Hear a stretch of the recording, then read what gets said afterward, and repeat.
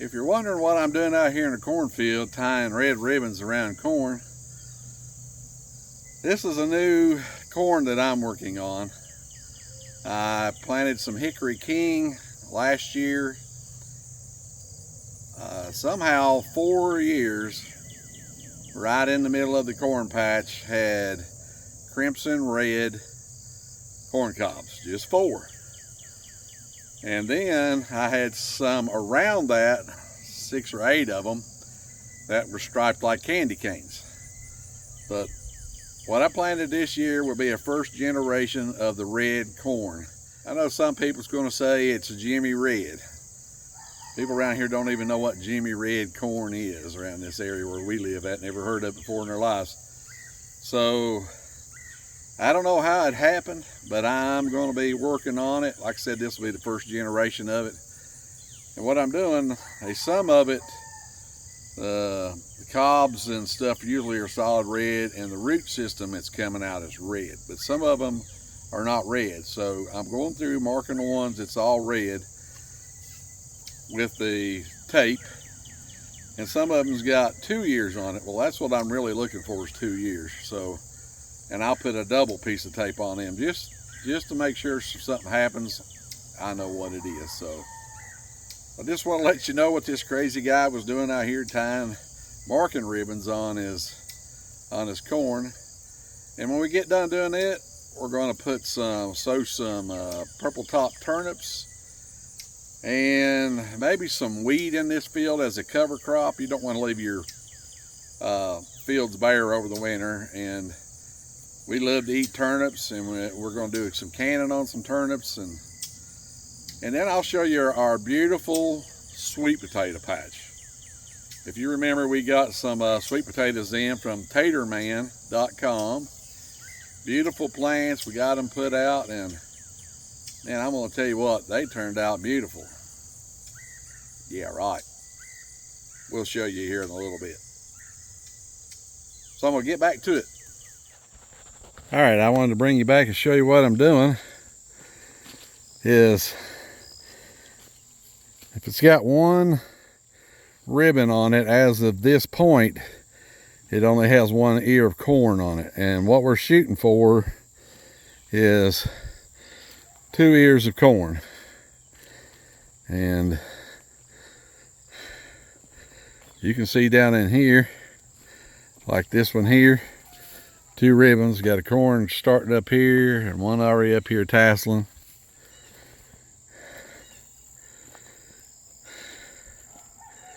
Here's another one right here.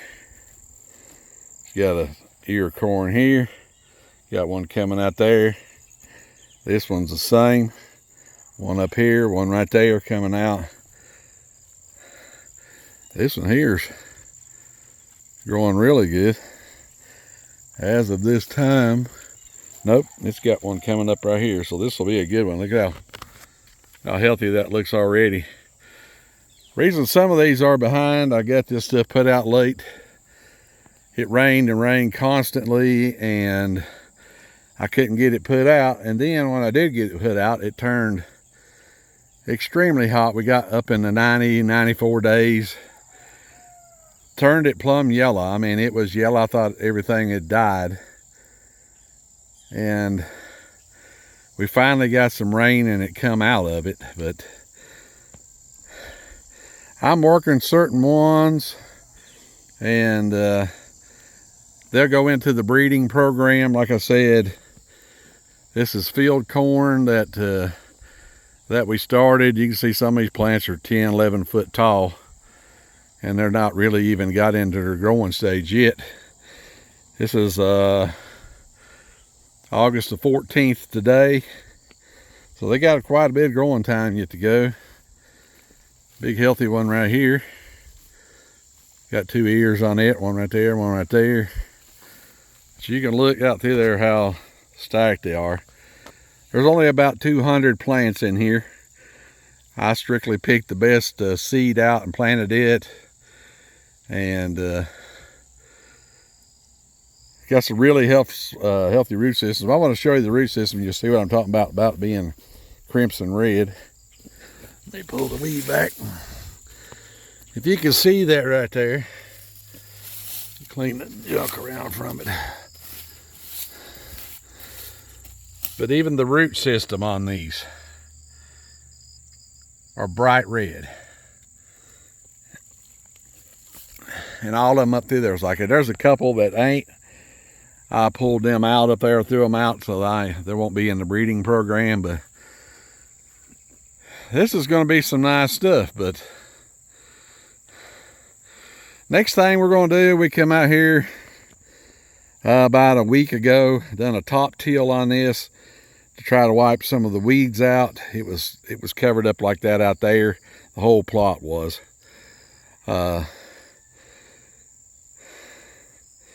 I'll just show you around here.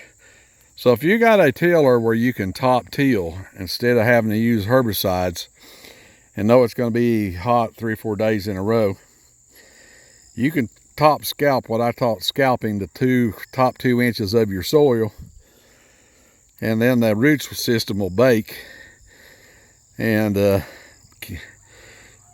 you won't have to waste no money on herbicides. But that's what she's looking like there. I'm getting ready to do the final plow. We're going to plant tulips. Yeah, we're going to eat tulips. We're going to plant purple top turnips. And I got to get that big rock out of here. Hate to hit that with a tiller.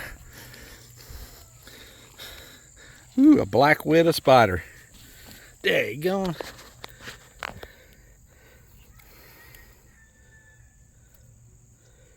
Ooh-wee. And I mean, that was a solid black widow spider. And I ain't gonna let her live. Yep, there's the... If you don't know what a poisonous black widow spider looks like, there's you a really good example. See the red hourglass on her belly, or its belly? That way you know it's 100% black widow spider. And she just about could have bit me because I picked a rock up that she's under. But I want to show you our beautiful sweet potatoes. If you remember, we got some beautiful sweet potatoes in from George's family farm, and they grow sweet potatoes. And you can order it under the name Tater Man. Well, look how beautiful they are.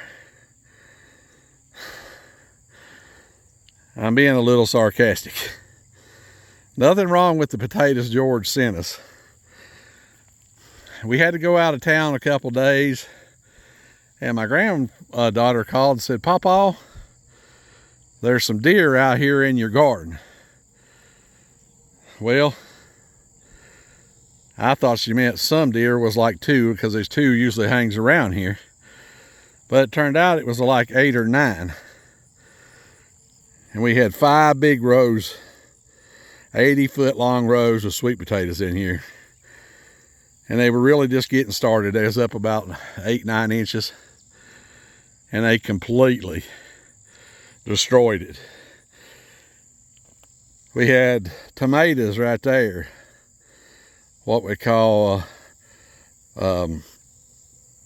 Amish paste.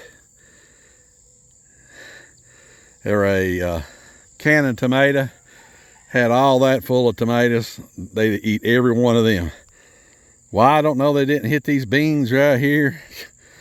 I don't know, but we haven't had time to get out here and pick these. And these are full. So we're running behind on some stuff. Been busy. You remember my beautiful potatoes that I kept? If you didn't watch me make the potato towers and how beautiful these things got, and here's some remnants of it. All this was beautiful down through here. Well, I used a lot of composted wood chips. And I said, well, the pH might be a little too high in it. So I picked up a bag of burnt lime. And I just got a small couple ounces in my hand and sprinkled it on the top. Well, I never fooled around with burnt lime before. I didn't know it was so intense. Well, 3 days later, my taters all fell over. Some of them on the bottom recouped and some of them didn't, so I'm gonna be tearing these out in a few days. This one's still doing all right. I'm gonna leave it alone. But sometimes you're better off just leave things alone. They were beautiful and I basically killed them, so. But yeah, up through here is where we had all the sweet potatoes. They were absolutely beautiful. It was the first time we ordered from George's Family Farm, which you find him on the internet as Tater Man. We are not being sponsored to say this. We bought them with our own money. If we recommend something on here and we try it, you can take it to the bank that it's good. Or it worked good in our area. We'll just tell you the truth as it is. Just like I told you about me messing up down here and on my potatoes, but that's living and learning. I wasn't thinking about being so concentrated. Like I said, I just put barely a handful on the tops and I figured, well, it'll work down through it. Well, it worked down through it all right. It killed everything. But George just sent us some beautiful sweet potatoes and they were doing good. So I can't blame it on his stuff. It was my ignorance not having this fixed right on account of the deer. But I didn't know a whole herd was going to move in. We have a couple, it stays here all the time, and they'll take a couple bites of something and leave it alone. But I guess they all sent the memo out when me and Christine went out of town and found out we were gone, and when we come back it was demolished. And what little bit was left the rabbits got. So but all right, we're going to get to tilling this up and get some fertilizer put down. You don't want to leave your garden over the winter without some kind of cover crop. And what we do is we plant turnips, and we love to eat turnips. And you can eat canned turnip greens or freeze them. You can fry the turnips, make like mashed potatoes out of them, fry them. They're delicious. I like them better than potatoes anymore, and a lot healthier for you. So, but we're going to get started. Enough jabbering here. I'm going to get this tilled back up, get it planted. I should have got it yesterday. It poured the rain. So, but hopefully it's supposed to rain again next week, and we'll get it in time and get it going. So, all right. Thank you, everybody. I'm going to get back to it.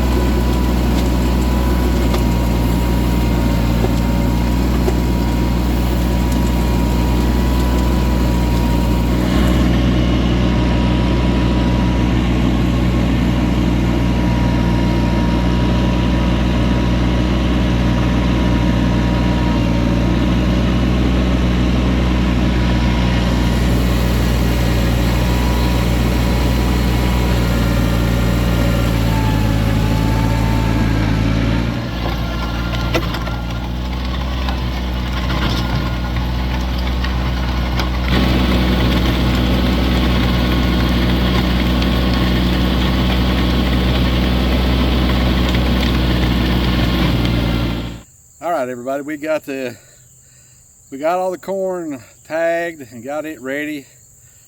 Then we tilled all the field up, and what we're going to do now, we're going to be planting purple top turnips. Purple top turnips make a good cover crop for your garden. Plus you can eat the turnip greens and the turnip bulbs, which is very good for you, and it can be a potato replacer. We got these from Country Boy Seed in Bristol, Virginia. If you've seen last year, we used their food plot seed. We're going to do it again this year. We had great results with it, and they carry a multiple supply of farm supply stuff. So if you need to get you any kind of turnips or any of your food plot seeds, you can go there. They got a little bit of everything, but we're going to put some triple 19 fertilize on this. Just a light coat on it, a 50-pound bag, about 3/4 of an acre. We just put it on really lightly, just to give the turnips something to feed off of.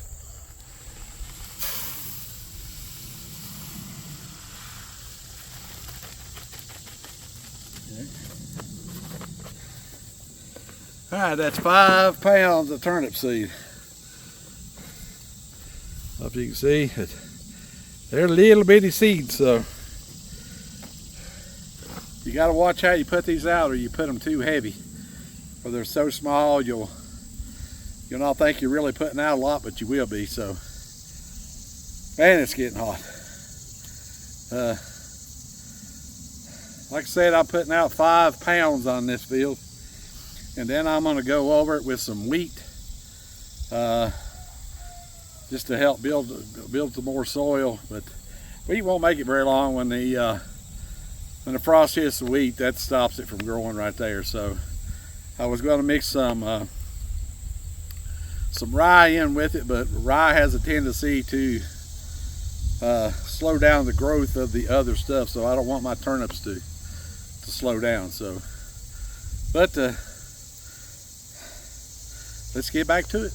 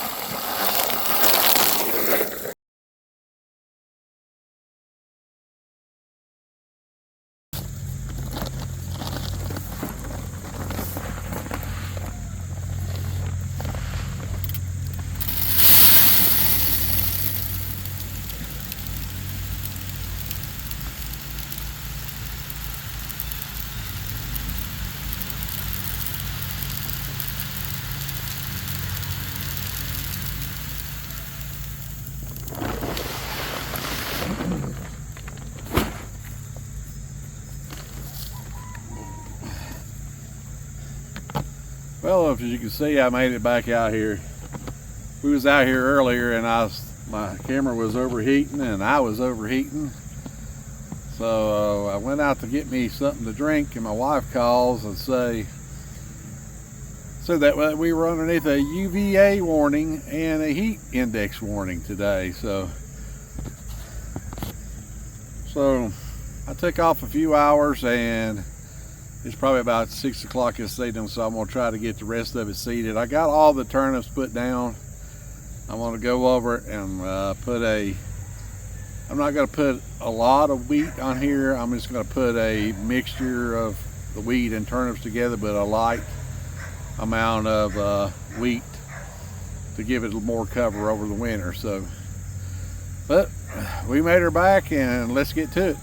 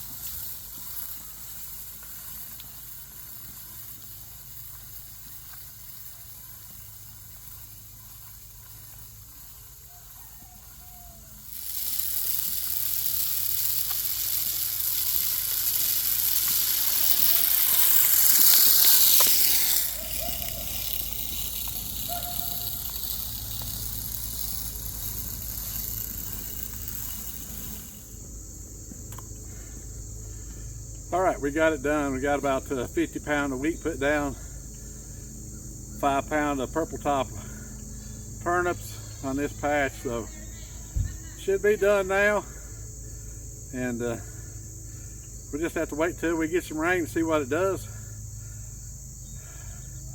Just want to thank everybody for watching Fuller's Outdoor Country. And if you would, go down there, give us a subscribe and a like, and share with your friends, and we'll see you on our next adventure.